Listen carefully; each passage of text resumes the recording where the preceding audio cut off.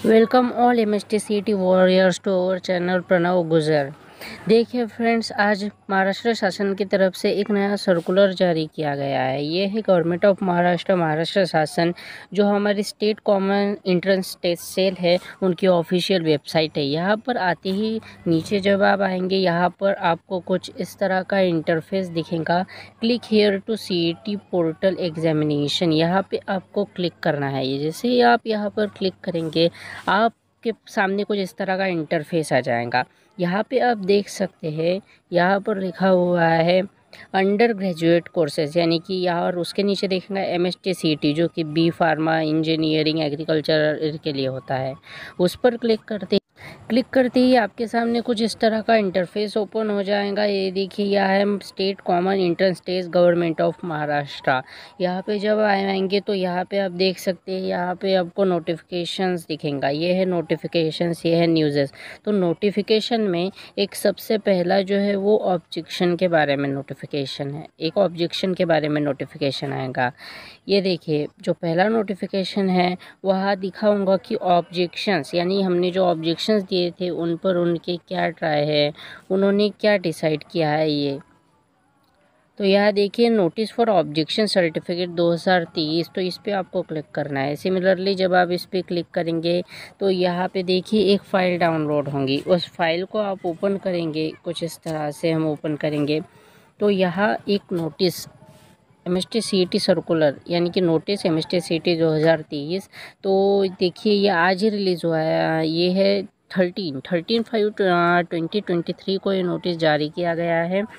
और यहाँ पे सबसे पहले यहाँ लिखा है कि हमने जो ऑब्जेक्शंस दिए थे, देखिए ये PCM वालों के हैं और ये PCB वालों के ऑब्जेक्शंस है जो हमने दिए थे। अब ये है total number of objection PCM के लिए, और कितने ऑब्जेक्शंस की IDs है वो यहाँ पे है। ये PCB के लिए नंबर ऑफ ऑब्जेक्शन और उनकी IDs। अब टोटल नंबर ऑफ ऑब्जेक्शन यहाँ पे दिए गए हैं, और टोटल नंबर ऑफ ऑब्जेक्शन की IDs कितनी है वो यहाँ पे, और कितने ऑब्जेक्शन सही थे, यानी कि CET सेल ने जो आंसर दिए थे वो गलत थे।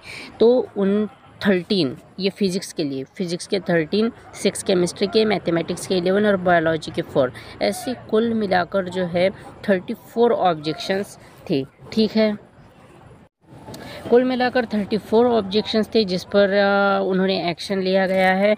और उसके बाद यहाँ पर पूरी की पूरी आपको लिस्ट दी गई है। लिस्ट किस तरह की है, तो जो भी, यानी कि ए है एग्ज़ाम डेट, शिफ्ट कौन सी थी ये यहाँ पे दिया गया है, फिर सब्जेक्ट, फिर मीडियम दिया गया है। मीडियम सबका इंग्लिश होगा। MSTCET के सारे पेपर, सारे लैंग्वेज इंग्लिश में ही थी। और एक्शन टेकन, अब यहाँ आप देखिए एक्शन टेकन, यानी कि चेंज इन द आंसर की। अब 9 तारीख है, सुबह की जो शिफ्ट थी, यानी कि 9 से 12 फिजिक्स का पेपर, इंग्लिश उसकी लैंग्वेज थी।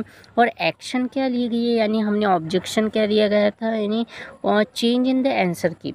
उन्होंने क्या किया है, चेंज इन द आंसर की। और रिमार्क, यानी सच में हुआ है, यानी कि जिस दिन इन बच्चों ने 9 मई के जिनके शिफ्ट थी, उन बच्चों ने जो चेक की उनकी आंसर की, वो शायद गलत थे। तो अब वो क्या, अब वो चेंज इन द आंसर की, यानी कि आंसर की चेंज हो गई है, अब वो सही दिखाई देंगी।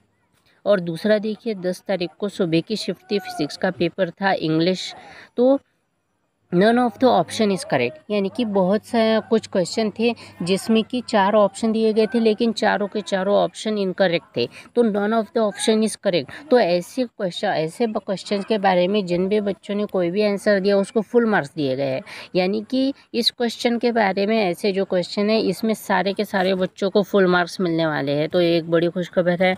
उसके बाद यहाँ पे पूरी लिस्ट दी गई है। ये सारी लिस्ट है उन सभी क्वेश्चंस की, मैथमेटिक्स, फिजिक्स और फिर केमिस्ट्री और बायोलॉजी की भी। तो इस तरह से आपका जो भी स्कोर पिछली बार आया था उससे इस बार ज़्यादा हो सकता है।